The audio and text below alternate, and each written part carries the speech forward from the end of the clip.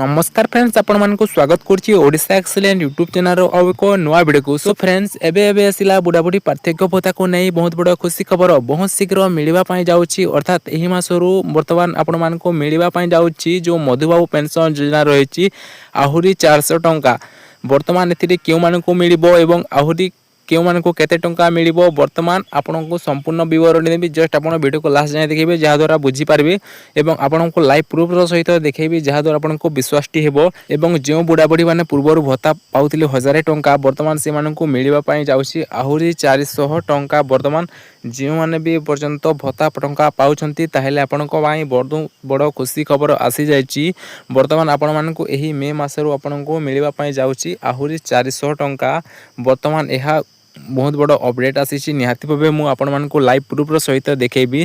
Just ता पूर्व आपण मानक छोटिया रिक्वेस्ट निहाती भावे वीडियो को संपूर्ण जाए देखिबे एवं चैनल रे नवा कर सिथिले चैनल को सब्सक्राइब करी वीडियो को लाइक करी वीडियो को सांग साथी द्वारा शेयर करने जहा द्वारा से मने मध्य जानि पारबे। चलंतु जमा भी देरी करबाने आगो को जानि नेबा। सर्वप्रथम मु आपण को लाइव प्रूफ सहित जो रहि अछि नोटिफिकेशन टी वर्तमान रहि अछि आपण मानक देखेबा पय चाहिबी स्क्रीन ऊपर। फाइनली देखंतु मु वर्तमान ओपन करी नै छी चाहिए आपण माने देखि पारथिबे स्क्रीन ऊपर वर्तमान रहि अछि सूचना मधुबाबू पेंशन योजना और जातीय सामाजिक सहायता कार्यक्रम अधीन भत्ता पाउथिबा समस्त हिताधी मानकु चलित मे मासरे सेमानंक मासिक भत्ता राशि सह अतिरिक्त 400 टंका सहायता राशि प्रदान कराजिवो। आपण मध्य जानिछंती वर्तमान आपण मानकु पूर्वरु 1000 टंका मिलुतुला किंबा कि मानकु 1200 टंका मिलुतुला को वर्तमान आहुरी मध्य आपण मानकु एही मासरु अर्थात एही आपण मानकु मे मासरु आपण मानकु पुणी आहुरी 400 टंका मिलिबो। देखंतु जे मानकु वर्तमान 1000 टंका मिलुची आपण मानकु एही मासरु आपण मानकु 1400 टंका मिलिबो एवं जे मानकु वर्तमान 1200 टंका मिलुची आपण मानकु 1600 टंका मिलिबो। किछि लोक कहूतिबे एहा भूल किंबा एहा फेक न्यूज भाई तू एमिते बेकार वीडियो काहे बनौछु भाई तू निहाती भाई वीडियो को लास्ट जाए देख तापर मु आपनकु कहबी वर्तमान एहा सत्य मिलिबो ना मिछरे भाई एहा हे सत्य आपण मानकु एही चलित मासरु वर्तमान आपण मानकु जो माने भी पाउथिले भत्ता से मानकु आहुरी वर्तमान 400 टंका प्लस आपण मानकु मिलिबो। तो निहाती भावे आपण ए वीडियो को संग साथी द्वारा शेयर करनेबे जहा द्वारा से मध्य जानि पारिबे।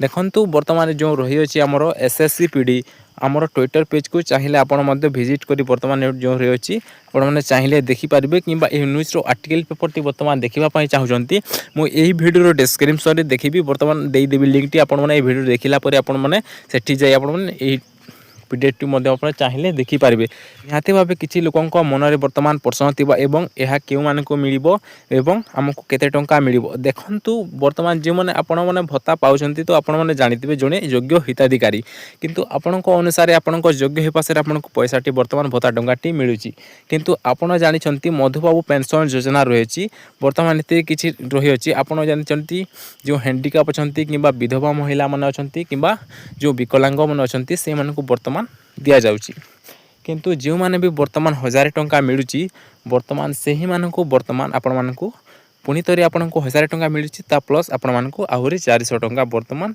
दिया जिवो जहा द्वारा आपनकर वर्तमान 1400 टंका हेबो।